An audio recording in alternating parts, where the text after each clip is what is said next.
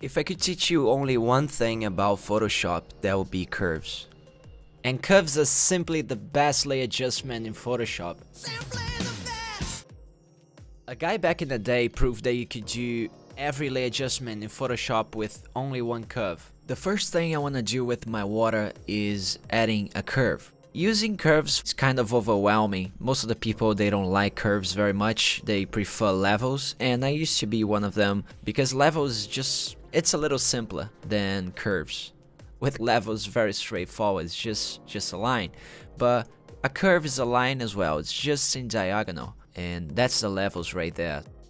If I could transform this so the diagonal looks linear, that's your levels right there. That's the black points and the white points. With a curve you have more control because you have more points you can create and not only shadows, highlights and midtones. That's pretty much the reason why curves.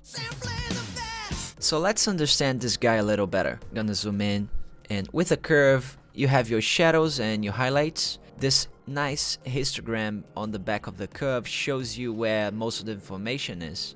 So in this case there's no much black on my image. My blacks start kind of like there. So if I want to make my blacks absolute, I can meet the point where the histogram starts. I know there is a lot of white. The histogram shows me that there is white on the image. I'm gonna put this on top of everything so you can see how it affects the whole thing.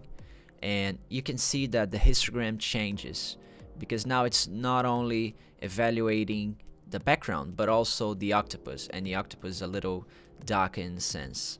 So I'm gonna zoom in on this guy. If I want to make my shadows even darker, I can just drag this point down. That's where my shadows are. And if I want to make my highlights brighter to get more contrast, that's where my highlights are.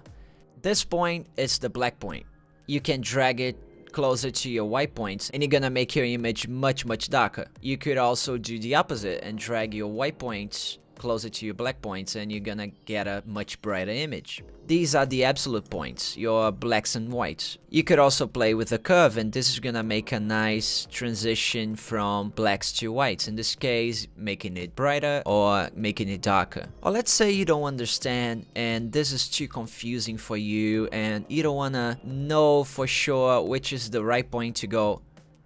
Use the hand, because with the hand you can pretty much click on the image wherever you want and it's gonna tell you where the point is right there on the curve, you see. And if I want to drag my shadows up, it's gonna do the work for me. And let's say I want to make my highlights a little darker, I just need to go there, click and drag, and Photoshop does all the thinking for me.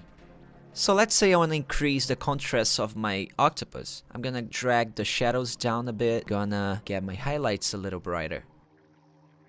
You're gonna notice that when you mess with the lighting, you're messing with the colors as well, because the curves affect the red and green and blue channel.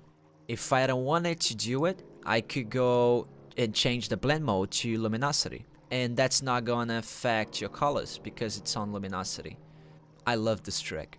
But now, let's say you want to affect the colors, and I want to make my octopus not so red. I'm gonna go to the red channel. It makes sense, right? And I'm gonna click and drag it down. I'm gonna get less reds on my red channel. That means I'm gonna get the opposite color, which is cyan. What if I want to have more reds, and then I'm gonna go up and gonna get more reds with it, and my image is gonna look very red. That's gonna depend on what you want to do with your image. In my case, I wanna get a little more moody and more cyan. And the same thing goes for the green channel. If you go up and raise the curve, the image is gonna look very green, like Hulk. And if you go down, it's gonna be the opposite. It's gonna be magenta. And you could also play with the points as well. Let's say I wanna make only my highlights a little greener, but I don't wanna affect my shadows. I'm gonna go back with this. Same thing goes for blue. If I click and drag on my shadows, I'm gonna make my shadows a little colder. Or if I want to make my highlights a little colder, I could do that as well. And it's looking like shit, but I think you got the point. I could also make my water look like somebody pissed in the water. I could get some blue ink in my water and make it look like blue. Same thing goes for green, or if I want to make my my highlights a little magenta. That's not looking so bad. And also with my reds, if I drag my highlights down, everything's gonna look very cyan. And if I do the opposite, all my shadows are gonna be washed in red. That doesn't look good, but I think you got the point. So now you know how to play with the curves. You can increase the contrast and try to think on luminosity separate from color.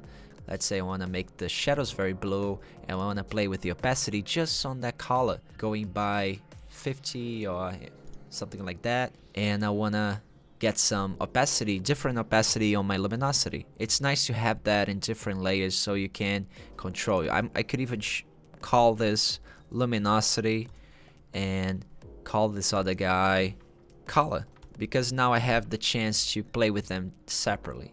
One nice trick about the color is that I could change the blend modes to color, and now it's only affecting my color. It's not messing with the lighting. If I turn on and off, this is just affecting the color and not the luminosity. Same thing for the luminosity. I could have it as a luminosity mode, and that's gonna only affect my luminosity and not my color. Now this is really powerful.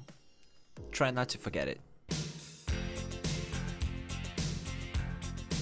Simply the best, better than all the rest, better than anyone.